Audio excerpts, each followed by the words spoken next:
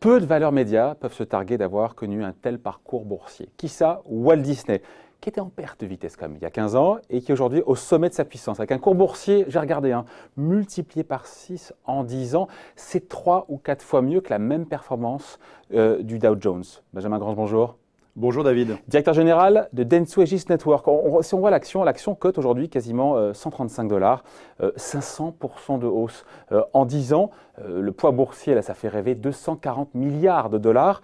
C'est un parcours boursier qui est digne d'un conte de fées.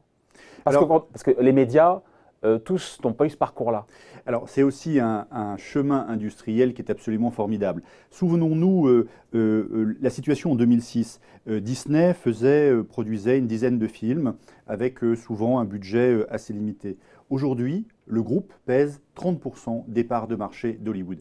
Et ça, c'est le fruit finalement de quoi? D'une stratégie d'acquisition du président Bob Iger qui a fait que en 2006, Pixar les a rejoints, ensuite c'est Marvel Studios, en 2009, Lucasfilm, et puis plus récemment, c'est la Fox. Alors la Fox, c'est quoi? C'est évidemment tout le catalogue qui existe de la Fox depuis presque 1950, et puis c'est aussi un certain nombre de séries. C'est Les Simpsons, c'est Grey's Anatomy, c'est X-Files, bref, 3600 films, et puis énormément de séries. Et tout ce patrimoine-là, aujourd'hui, eh bien, ça fait de Disney un acteur absolument incontournable sur le contenu. On est là pour parler stratégie, et là c'est hyper intéressant, Benjamin, parce que, encore une fois, on l'a compris, il y a cette mauvaise passe pour Disney dans les années 2000.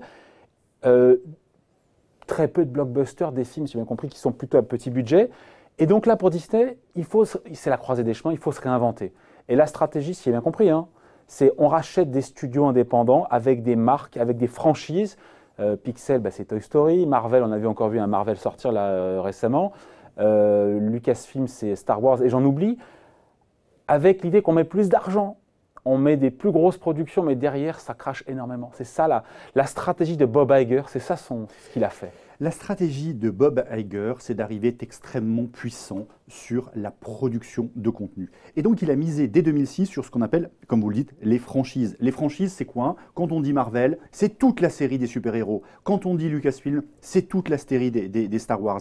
Quand on parle de Lucasfilm, c'est évidemment toute la série d'animation, les Toy Story et autres. Et donc, ça a deux intérêts. À la fois, on peut créer des suites. Et d'ailleurs, on l'a vu, puisque les suites, aujourd'hui, viennent de plus en plus rapidement.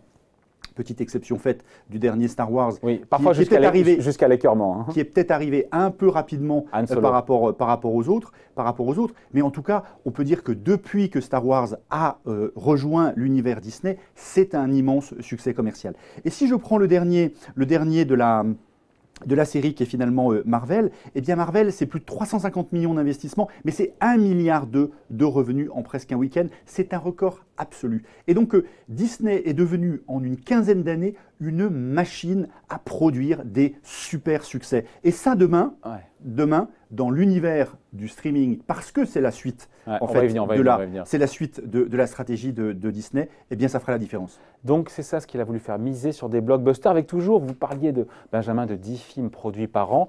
Il y a toujours une dizaine de films produits par an, mais encore une fois, en mettant le paquet, en mettant beaucoup d'argent. Et d'ailleurs, on le voit dans le cadre d'Avengers, x4 uniquement sur le premier week-end. C'est ça la stratégie, miser sur des blockbusters. Qu'on peut décliner à la fois sur des franchises et sur les supports aussi.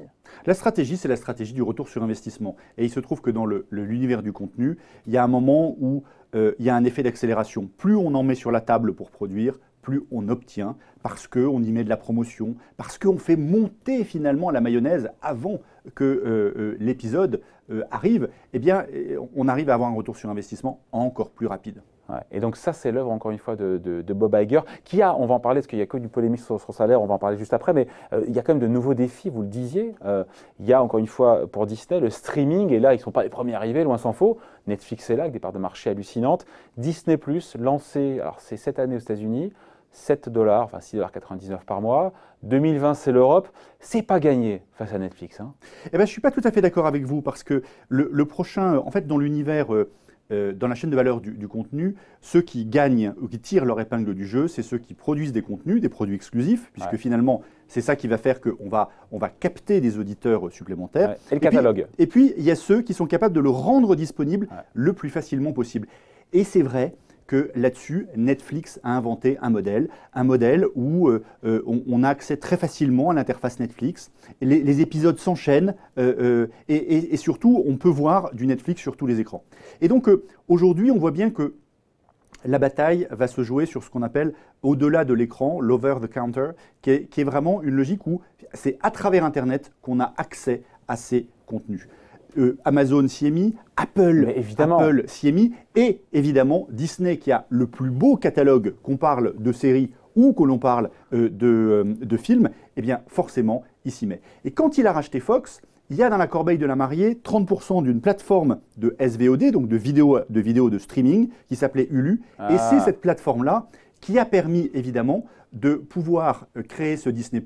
Disney+, qui aujourd'hui a 25 millions d'abonnés. Si on compare aux 140 millions de Netflix, on voit déjà que le démarrage se fait bien. Ouais.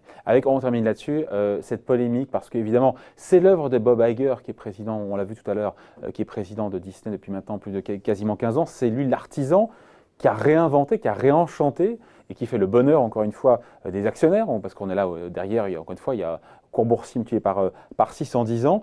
Mais il y a cette polémique autour de son salaire, 65 millions de dollars en 2018, 1400 fois le salaire médian chez Walt Disney.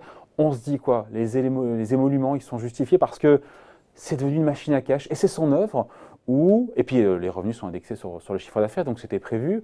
On se dit que c'est la petite fille, je crois, de Walt Disney qui disait que c'était indécent et que c'était même préjudiciable à l'entreprise. Il y a des chiffres qui sont évidemment très gros et qui dépassent l'entendement. Quoi qu'il en soit, aujourd'hui, quand on regarde cet univers du numérique au sens large, dans lequel on parle beaucoup des GAFA, l'un des acteurs qui est capable de rentrer dans le jeu et qui est capable d'avoir un rôle déterminant, c'est Disney. Et il n'y en a pas beaucoup. Donc, chapeau à la stratégie de Bob Iger. Ouais. Quitte à justifier tous les excès. J'ai pas dit ça. J'ai dit simplement que c'est un des rares aujourd'hui. Qui fait polémique aux États-Unis. Voilà, pour que les Américains.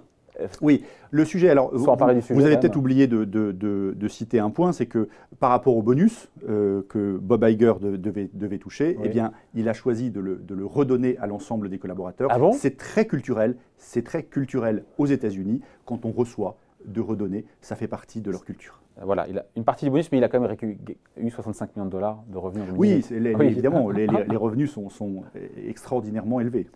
Bien plus que l'industrie automobile d'ailleurs, qui, en passant, c'est là où on trouve les salaires les plus élevés, 20 millions de dollars là pour le coup. Je pense que c'est même peut-être le record. Merci Benjamin Grange pour cette explication, directeur général de Dentsu Aegis Network.